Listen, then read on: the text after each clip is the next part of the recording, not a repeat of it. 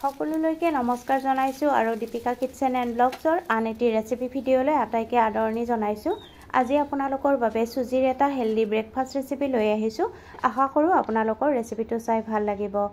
তেন্তে আহকচোন ৰেচিপিটোৰ মাজলৈ আগবাঢ়ো। এটা কেৰাহীত 1.5 কাপ পানী দিব আৰু তাত তেল এচামুচ দিব, সোৱাদমতে নিমখ, চিলি ফ্লেক্স আৰু অৰেগেনো অলপমান দি দিব আৰু এতিয়া তাত 1 কাপ চুজি দি ভালদৰে মিহলাই ল'ব লাগিব।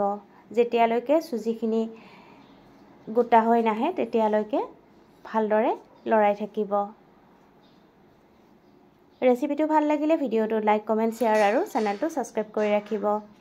এতিয়া এখন থালত উলিয়াই ল'ব আৰু অলপ ঠাণ্ডা হ'বলৈ দিব। আনফালে এখন পেনত তেল দিব আৰু মিহিকৈ কাটি লোৱা পিঁয়াজ, জলকীয়া আৰু সিজাই লোৱা আলু দি ভালদৰে ভাজি ল'ব লাগিব। সোৱাদমতে নিমখ দি দিব আৰু হালধি গুড়ি দি দিব, কাশ্মীৰী ৰেড চিলি পাউডাৰ আৰু গৰম মছলা আৰু লগতে অলপমান চাট মছলা দি ভালদৰে মিহলাই ল'ব।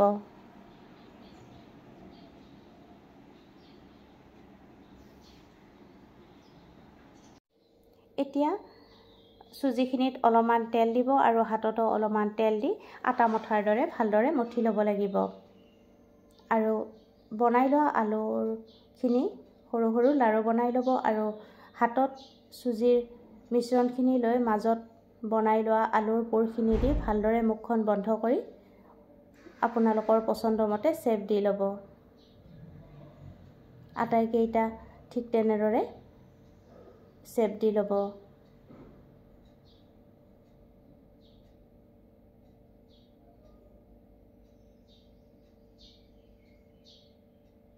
আটাইকেইটা ৰেডি হৈ গৈছে। এতিয়া পেন এখনত নামমাত্ৰ ৰাইচ ব্ৰেন অইল দি দিব আৰু বনাই লোৱা চুজিৰ বলকেইটা বহাই দিব আৰু দুইটা পিঠি ইলুটি সিলুটি কৰি অলপ ক্ৰিস্পি হোৱালৈকে ভাজি ল'ব লাগিব।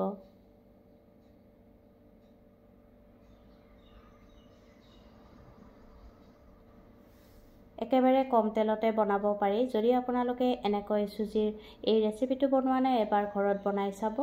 ৰেচিপিটো ভাল লাগিলে ভিডিঅ'টোত লাইক, কমেণ্ট, শ্বেয়াৰ আৰু চেনেলটো যদি এতিয়ালৈকে ছাবস্ক্ৰাইব কৰি ৰখা নাই, চেনেলটো ছাবস্ক্ৰাইব কৰি কাষতে থকা বেল আইকনটো অন কৰি ৰাখিব। তেতিয়াহে মোৰ আহিবলগীয়া ভিডিঅ'ৰ নটিফিকেশ্যনবোৰ সৰ্বপ্ৰথমে পাব। এয়া ৰেডি হৈ গ'ল।